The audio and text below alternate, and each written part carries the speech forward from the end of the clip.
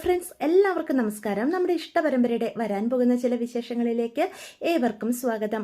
അങ്ങനെ അനുശ്രീ എല്ലാവരോടും പറയാണ്, ഇവൻ ആരുടെ കൂടെ പോയാലും ഏത് പെണ്ണുങ്ങളുടെ പുറകെ നടന്നാലും എനിക്ക് ഒരു കുഴപ്പമില്ല. കാരണം ഇവൻ എൻ്റെ ഭർത്താവുമല്ല, ഞാൻ ഇവൻ്റെ ഭാര്യയല്ല എന്ന് പറയാം. അത് കേൾക്കുന്ന ഗോമതി ഞെട്ടിത്തെറിച്ച് നിൽക്കുകയാണ്. ഗോമതി ചോദിക്കും, അനു മോളെ, നീ എന്താ പറഞ്ഞത്? ഇവൻ എൻ്റെ ഭർത്താവല്ലെന്നോ? പിന്നെ നിങ്ങളുടെ കല്യാണം കഴിഞ്ഞെന്നൊക്കെ നീ പറഞ്ഞതോ എന്ന് ചോദിക്കുകയാണ്. അത് പിന്നെ അമ്മേ എന്ന് പറഞ്ഞ് അനുശ്രീ എന്ത് പറയണമെന്ന് അറിയാതെ നിൽക്കുക. പെട്ടെന്ന് അലോക് മുന്നിലേക്ക് വരിക. അനു, നീ ഇപ്പൊ എന്താ പറഞ്ഞത്? ഇവൻ നിന്റെ ഭർത്താവല്ലെന്നോ? അതിനർത്ഥം നിങ്ങളുടെ കല്യാണം കഴിഞ്ഞിട്ടില്ലെന്നോ? എനിക്ക് അപ്പോഴേ അറിയായിരുന്നു ഈ അലോക് ഇവൻ എന്തോ നെറുകേട് കാണിച്ച് നിന്നെ ഭീഷണിപ്പെടുത്തി കൃഷ്ണമംഗലത്തേക്ക് കൊണ്ടുപോയതാണെന്ന്. അത് കേൾക്കുന്ന അലോക് പറയും, ഭീഷണിപ്പെടുത്തി ഞാൻ ഇവളെ കൃഷ്ണമംഗലത്തേക്ക് കൊണ്ടുപോയെന്നോ? ഇവൾ എന്റെ പെടലേക്ക് വന്ന് ഇരുന്നതാ, എന്റെ ജീവിതം നശിപ്പിക്കാൻ വേണ്ടി എന്റെ പിന്നാലെ തന്നെ കൂടിയതാ എന്ന് പറയാൻ കേട്ടോ. അത് കേൾക്കുമ്പം അച്യുതൻ പറയും, ഹോ, അപ്പൊ താലി കെട്ടാതെ കള്ളം പറഞ്ഞാണല്ലേ എൻ്റെ മകന്റെ ഭാര്യയായിട്ട് നീ കൃഷ്ണമംഗലത്തേക്ക് വന്നത് എന്ന് ചോദിക്കാം. അപ്പം അലോക് പറയും, താൻ കൂടുതൽ പറയൊന്നും വേണ്ട. എൻ്റെ അനിയത്തിയെ എന്തോ പറഞ്ഞ് തൻ്റെ ഈ നേറുകെട്ട മകൻ ഭീഷണിപ്പെടുത്തി കാണും. അവളുടെ ജീവിതം തുലയ്ക്കാനായിട്ട് ഇറങ്ങി തിരിച്ചിരിക്കുകയാണല്ലോ ഇവൻ എന്ന് പറയാണ്. ഇവൻ തന്നെ പറഞ്ഞല്ലോ ഇവൻ അവളോട് ഒരാത്മാർത്ഥ പ്രണയം ഉണ്ടായിരുന്നില്ലെന്ന്. ഞങ്ങളുടെ കുടുംബത്തെ വേദനിപ്പിക്കാൻ ഇവളെ വെച്ച് അവൻ കളിച്ചതല്ലേ എന്ന് ചോദിക്കാം. അപ്പം ഇതെല്ലാം കണ്ടും കേട്ടും നമ്മുടെ ബാലനും അങ്ങോട്ട് വരികയാണ് കേട്ടോ. അപ്പം അനുശ്രീയുടെ കല്യാണം കഴിഞ്ഞിട്ടില്ല എന്നുള്ള തുറന്നു പറച്ചിലിൽ ബാലൻ അടുത്തേക്ക് വരിക. മോളെ, നീ പറഞ്ഞത് സത്യമാണോ എന്ന് ചോദിക്കുക. അച്ഛൻ മുന്നിൽ വന്ന് നിൽക്കുന്ന കാണുമ്പം അനുവിൻ്റെ കണ്ണ് നിറയാ. അതെ അച്ഛ, എൻ്റെ കല്യാണം ഇവനുമായിട്ട് കഴിഞ്ഞിട്ടില്ല, ഞാൻ കള്ളം പറഞ്ഞതാ. മോൾ എന്തിനാ അങ്ങനെ ഒരു കള്ളം പറഞ്ഞത് എന്നപ്പോൾ ചോദിക്കുകയാണ്. എൻ്റെ കല്യാണത്തിൻ്റെ തലേ ദിവസം എന്നെ ഭീഷണിപ്പെടുത്തി ഇവൻ്റെ അടുത്തേക്ക് വിളിപ്പിച്ചു എന്ന് പറയാം. ഭീഷണിപ്പെടുത്തുകയോ? അപ്പം അലോകാണെങ്കിൽ ലോക് പറയും, ഞാൻ ഇവളെ ഒന്നും ചെയ്തിട്ടില്ല.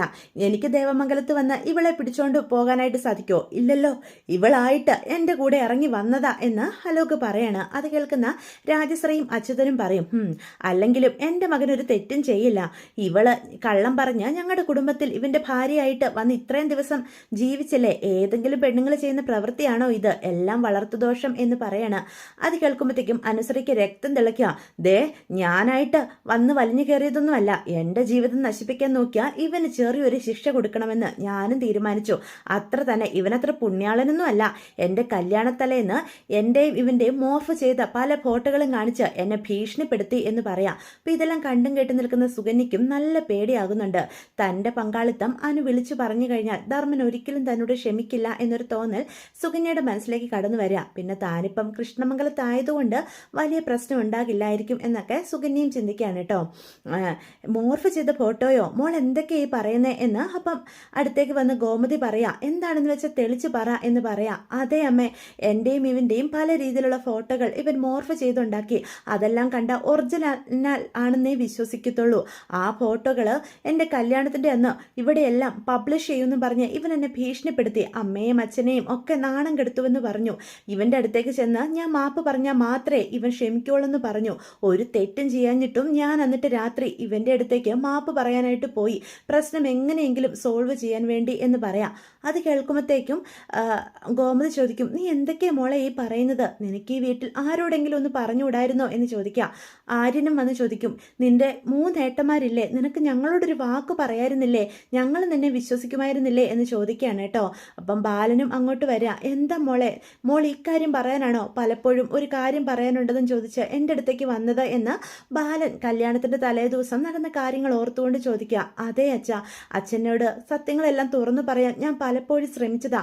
പക്ഷേ എനിക്കതിനൊരു സാഹചര്യം ഒത്തു വന്നില്ല. പിന്നീട് എന്ത് ചെയ്യണമെന്ന് എനിക്കറിയത്തുമില്ലായിരുന്നു. അതുമാത്രമല്ല, ഈ വീട്ടിൽ താമസിച്ച ഒരാളോട് ഞാൻ എല്ലാ സത്യങ്ങളും തുറന്നു പറഞ്ഞതാ. അയാളാ എന്നോട് പറഞ്ഞത് അലോകിൻ്റെ അടുത്ത് പോയി ഒന്ന് മാപ്പ് പറഞ്ഞ് ഈ പ്രശ്നം എങ്ങനെയെങ്കിലും അവസാനിപ്പിക്കാൻ. അത് ശരിയായിരിക്കുമെന്ന് ഞാനും കരുതി അച്ഛാ. അതാ എനിക്ക് പറ്റിയ തെറ്റ് എന്ന് പറയാം. ഈ വീട്ടിൽ ആരോടാ നീ ഈ കാര്യങ്ങളൊക്കെ തുറന്നു പറഞ്ഞത് എന്ന് ചോദിക്കാം. അപ്പം അത് കേട്ടോണ്ട് നിൽക്കുന്ന മീനാക്ഷി പറയും, വേറെ ആരോടാ? ദേ നിൽക്കുന്ന ആള് സുകന്യ ചേച്ചി. ഒരു തെറ്റും ചെയ്യാത്തതുപോലെ അവരവിടെ നിൽക്കുന്ന കണ്ടില്ലേ? അനുവിൻ്റെ ജീവിതം ഈ രീതിയിൽ നശിക്കാൻ ഏറ്റവും കാരണക്കാരി ഇവരാ. ഇവരൊറ്റൊരാളാ അലോകിന്റെ അടുത്തേക്ക് അനുവിനെ പറഞ്ഞയച്ചത് എന്ന് ചോദിക്കാം. എന്നിട്ട് എന്താ സംഭവിച്ചത് എന്ന് അപ്പം ബാലൻ ചോദിക്കൂട്ടോ. അത് കേൾക്കുന്ന അച്യുതൻ പറയും, ഓ ഇപ്പൊ പുതിയ കള്ളക്കഥയുമായിട്ട് ഇറങ്ങിയിരിക്കുവാണല്ലേ എന്ന് പറയാ. മിണ്ടിപ്പോകരുത്, ഇത്രയും നേരം എല്ലാം സഹിച്ച ഞങ്ങൾ ഇവിടെ നിന്നത് എന്നും കരുതി തൻ്റെ മകൻ്റെ തോന്നിവാസമെല്ലാം ഞങ്ങൾ സമ്മതിച്ചു തരുമെന്ന് കരുതരുത് എന്ന് ബാലൻ പറയാ. മോള് പറ എന്ന് പറയാൻ കേട്ടോ. അത് കേൾക്കുമ്പോഴത്തേക്കും അനു ബാക്കി കാര്യങ്ങളും തുറന്ന് പറയാണ്. ഇവൻ്റെ അടുത്തേക്ക് ഞാൻ ചെന്നു, പക്ഷെ എന്നെ കണ്ട ഉടനെ ഇവൻ്റെ മട്ടും ഭാവവും ഒക്കെ മാറി. ഇവനും ഇവൻ്റെ കൂട്ടുകാരും കൂടി ചേർന്ന് എന്നെ പിടിച്ചു വലിച്ച് വണ്ടിയിലിട്ട് ഒരു കെട്ടിടത്തിൽ കൊണ്ട് കെട്ടിയിടുക ചെയ്തത്. ബോധം നഷ്ടപ്പെട്ട് ഞാൻ അവിടെ കിടന്നു. പിറ്റേ ദിവസം നേരം വെളുത്തപ്പോഴാണ് ഇവൻ എന്നെ ഉണർത്തിയതിന് ശേഷം എന്നെയും കൊണ്ട് ഇവൻ ഇവിടെ വന്നു. എൻ്റെ കല്യാണമൊക്കെ മുടങ്ങിയ കാര്യം ഇവൻ്റെ കൂട്ടുകാർ വഴി ഇവൻ കറക്റ്റായിട്ട് അറിയുന്നുണ്ടായിരുന്നു. ഒരു തെറ്റും ചെയ്യാത്തതുപോലെ എന്തോ നല്ല കാര്യം ചെയ്തതുപോലെ ഇവൻ നമ്മുടെ കുടുംബത്തിൻ്റെ മുന്നിൽ വന്ന് എൻ്റെ അച്ഛൻ്റെയും അമ്മയുടെയും ഏട്ടന്മാരുടെ മുന്നിൽ അഭിനയിക്കുന്ന കണ്ടപ്പം ഞാനും കരുതി എൻ്റെ ജീവിതം നശിപ്പിച്ചിട്ട് ഇവൻ സ്വസ്ഥമായിട്ട് ജീവിക്കണ്ട എന്ന്. ഇവൻ്റെ പ്ലാൻ എൻ്റെ കല്യാണം മുടക്കുക എന്നത് മാത്രമായിരുന്നു. അതിനുശേഷം ഇവൻ്റെ വെല്ലിച്ചൻ കൊണ്ടുവന്നിരിക്കുന്ന ഏതോ കോടീശ്വരയുടെ ആലോചന ശരിയായിട്ടുണ്ട്. ആ പെണ്ണിനെയും കെട്ടി സന്തോഷമായിട്ട് ജീവിക്കാൻ അത് ഞാൻ സമ്മതിച്ചു കൊടുക്കണമായിരുന്നോ അച്ഛാ എന്ന അനുശ്രീ ചോദിക്കുകയാണ്. എൻ്റെ ജീവിതം ഈ രീതിയിൽ നശിപ്പിച്ചിട്ട് അവൻ അങ്ങനെ സന്തോഷത്തോടെ ജീവിക്കേണ്ടെന്ന് ഞാനും കരുതി. അതുകൊണ്ട് തന്നെയാണ് അവൻ്റെ ഭാര്യയായിട്ട് കൃഷ്ണമംഗലത്തേക്ക് ഞാൻ കയറി ചെന്നത്. അതിൻ്റെ വരും വരായികളെ പറ്റിയോ ദോഷവശങ്ങളെ പറ്റിയോ ഒന്നും ഞാൻ ആ സമയത്ത് ചിന്തിച്ചില്ല. എൻ്റെ കുടുംബത്തിൻ്റെ മാനം അതുമാത്രമേ ഞാൻ നോക്കിയുള്ളൂ. എനിക്കറിയാം ഞാൻ എന്തു പറഞ്ഞാലും എൻ്റെ അച്ഛനും അമ്മയും ഏട്ടന്മാരും ഒക്കെ അത് വിശ്വസിച്ച് എന്നെ വീട്ടിലേക്ക് കയറ്റുമെന്ന്. പക്ഷേ നിങ്ങളെ എല്ലാവരെയും അപമാനിക്കാൻ ഒരു സാഹചര്യം ഒരുക്കിയതാരാ? ഇവനല്ലേ? ഇവനുള്ള ശിക്ഷ കൊടുക്കേണ്ടത് ഞാനല്ലേ എന്ന് ചോദിക്കാം. അത് കേൾക്കുന്ന അച്യുതൻ പറയും, ഓ നല്ല കഥ, നീ എൻ്റെ മകൻ്റെ തലയിൽ വന്ന് കയറിയതും പോരാ എന്നിട്ട് കള്ളക്കഥ പറയുന്നു. കല്യാണത്തലേന്ന് അവൻ്റെ കൂടെ നീ ഇറങ്ങിപ്പോയതല്ലേടി എന്ന് ചോദിക്കാം. എന്നിട്ട് ഭീഷണിപ്പെടുത്തി എൻ്റെ മകൻ്റെ കൂടെ നീ കൃഷ്ണമംഗലത്തേക്ക് വന്നു, വളരെ നല്ലവളായിട്ട്. അത് കേൾക്കുന്ന ഗോമതി പറയും, എൻ്റെ മകളെപ്പറ്റി ഇനിയൊരു മോശം വാക്ക് പറഞ്ഞാലുണ്ടല്ലോ ഏട്ടനാണെന്ന ബന്ധം ഞാനങ്ങ് മറക്കും എന്ന് പറയാൻ കേട്ടോ. ഇത് കേൾക്കുന്ന നന്ദിനി അലോകിനോട് പറയും, എത്ര വലിയ തെറ്റാ അലോകൻ നീ ചെയ്തത്? ഒരു പെൺകുട്ടിയുടെ കല്യാണം മുടക്കാനായിട്ട് ഇത്രയും നീചപ്രവൃത്തി ചെയ്യാൻ മാത്രം തരം താഴ്ന്നു പോയോ എന്ന് ചോദിക്കാം. അപ്പോൾ ബാലൻ നേരെ സുകന്യയുടെ മുന്നിലേക്ക് ചെല്ലാണ്. ഇത്രയൊക്കെ ചെയ്തു കൂട്ടാൻ മാത്രം ഞാനും എൻ്റെ കുടുംബവും നിന്നോട് എന്ത് തെറ്റാ ചെയ്തത് എന്ന് സുകന്യയോട് ചോദിക്കുകയാണ്. ബാലേട്ട അങ്ങനെയല്ല, ഞാൻ ആ കുടുംബത്തിന് ദോഷം വരണമെന്ന് കരുതിയല്ല ഇങ്ങനെയൊന്നും പ്രവർത്തിച്ചത്. എങ്ങനെയെങ്കിലും ആ പ്രശ്നം ഒന്ന് അവസാനിക്കണമെന്നേ ഞാൻ കരുതിയുള്ളൂ. നിനക്ക് അങ്ങനെ ഞങ്ങൾ ആരോടെങ്കിലും ഒരു വാക്ക് പറയായിരുന്നില്ലേ എന്ന് ചോദിക്കുക.